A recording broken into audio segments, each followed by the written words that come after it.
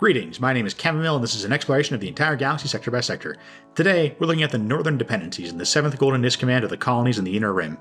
See, I say sector by sector, but as you get closer to the core, you sometimes get planets with individual Senate representation, effectively single-star system sectors. About 90% of a sector's population often comes from a single major world with over 1 billion people, so although it sounds insane to a lot of people from the Mid and Outer Rim, having a sector that not only has just one major world, but is just one major world is not as insane as it sounds. No, the insane thing is the way that rimward sectors will sometimes get 2, 3, even 4 or 5 major worlds shoved in them. It's not common, but it does happen, and it's weird and dumb. Anyway, I don't want to do a separate video for every single planet with individual Senate representation in Golden Nyss, so we're going to do them all in one video, rapid fire. Keratos is an inner rim world with a population of about 10 billion, which is on the large side even for a major world. The Empire sent the Imperial army to subjugate the planet about 10 years into the Imperial era, establishing a heavy garrison there. Records aren't clear on why exactly the Empire felt the need to replace local forces with Imperial troops, but when the Empire fell apart after Jakku, the Imperial garrison retreated and a bunch of pirates set up shop on Keratos.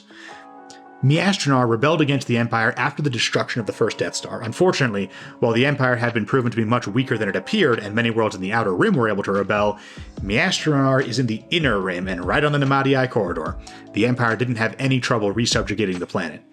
Royal Guardsman Vin Northall fought for the Empire on Myastronar, got the address of a rebel stronghold wrong, and he and his strike team broke into an orphanage and killed all the kids while they slept in their beds.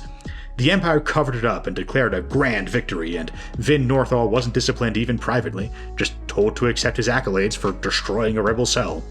He was so torn up about this that he became one of the many Imperials to defect to the rebellion in the months following Yavin.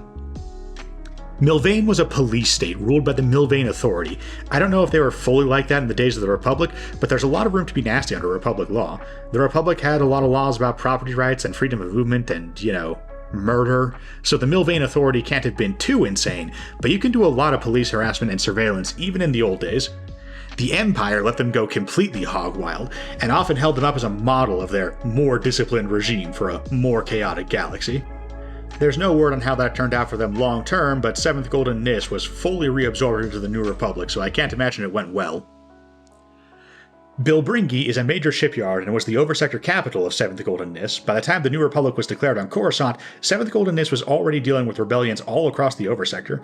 They retreated to Bilbringi, a valuable and heavily fortified planet, and the New Republic broke off a section of the fleet to capture Bilbringi and destroy the Golden Nyss sector army before they could retaliate against rebellious planets in the oversector, like Shili, Doran, and Gli-Anselm.